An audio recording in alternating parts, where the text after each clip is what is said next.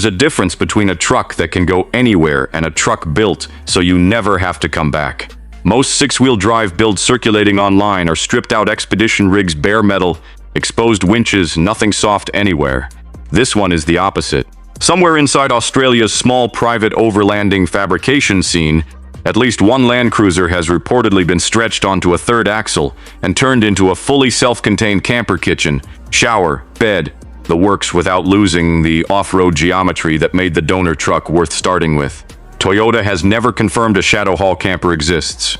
The handful of people who claim to have driven one won't say much either. By the end of this, you'll understand why something built purely to be lived in has become nearly impossible to find, and why the number of people chasing one keeps growing despite nobody proving it's real. If a vehicle engineered to make you unreachable for months sounds like your kind of luxury, stay to the end, because the water system alone is worth the wait. Picture the standard 79 series cab chassis, then add roughly fun 600 millimeters behind the rear axle to fit the camper module and the extra axle underneath it. The body color isn't a factory Toyota code. Fabricators listed only as ash taupe, a low sheen finish that reads almost concrete gray under direct sun and turns warmer at dusk. The camper box is riveted aluminum composite panel rather than fiberglass, chosen specifically because it can be dent repaired in the field with hand tools instead of a specialist shop. Two swing-out awning arms fold flat against the driver's side wall, and the spare 35-inch all-terrain is mounted upright behind the rear step instead of underslung, which raises departure angle but does eat into rear visibility at night, a fair complaint at least one owner has raised publicly. From outside, nothing about the proportions looks stretched or bolted on, which is unusual for a conversion this dramatic. Most third axle builds look like an afterthought welded to the original design. This one doesn't. But the restraint on the outside is almost a decoy for how much is packed into the space behind the cab, and that's worth pausing on before going any further. Motive power is again believed to be Toyota's 1VD FTV V8 turbo diesel, though fabricators working on camper builds say the tune runs noticeably milder than stripped-out expedition versions, somewhere around 200 kilowatts, rather than pushed to the edge, prioritizing longevity over outright pull, given the extra 2+ tons the camper module adds. Payload across the third axle reportedly sits near 2,800 kilograms once water, fuel, and gear are loaded, and ground clearance is said to hold at roughly 310 millimeters despite the added weight, thanks to portal-style axle hubs rather than a simple suspension lift. Fabricators mention a turning circle nearly 4 meters wider than the stock Land Cruiser, which is the honest trade-off. Nobody markets loudly this is not built for tight switchbacks or multi-story parking, and anyone buying one for city use has bought the wrong truck. What keeps the story interesting is how few of these camper conversions reportedly exist at all. Some fabricators put the number at 6 ever built, others say slightly more, but every account agrees it's a run you could count without running out of fingers. Step inside and ride quality becomes oddly secondary to the layout. There's a full-size induction cooktop bolted into a stone composite counter, a compressor fridge-freezer combo sized for 2 weeks without a supply run, and a wet bath with a fold-flat shower pan that doubles as floor space when it's not in use.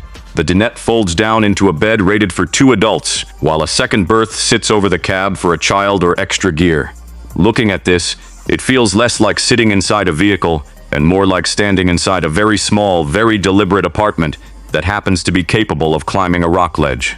There's a diesel heater under the dinette bench. There's a 400-watt solar array bonded to the roof. There's a freshwater capacity near 300 liters, split across 2 tanks for weight balance. None of that is really the point of standing in here. The point is how quiet it is with the engine off, no rattle, no flex in the module walls, just whatever sound exists outside the window, however far outside civilization that happens to be. The detail almost nobody outside the build circle talks about is the water heating.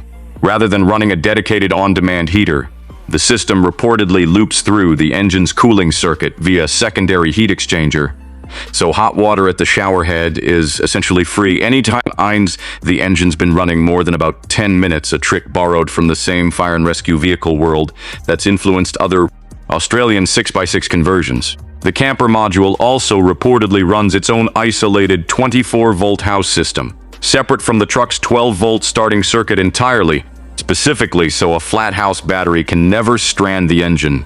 One person connected to a build mentioned, off the record, that the gray water tank doubles as low-mounted ballast, quietly improving stability on side slopes, an engineering choice that has nothing to do with camping and everything to do with keeping 6 wheels planted on a traverse.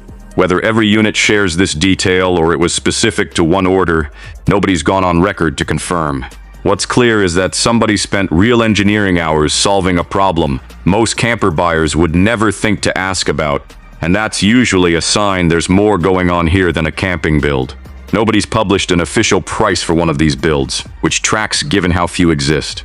The closest real-world comparison is the Earth Roamer 50 HD, a factory-built American expedition camper that starts north of $700,000 before options, and people close to the Shadow Hall camper project suggest a finished build lands roughly in that same range once the donor Land Cruiser, the axle conversion, and the full fit-out are accounted for, though nobody's willing to put an exact figure in writing.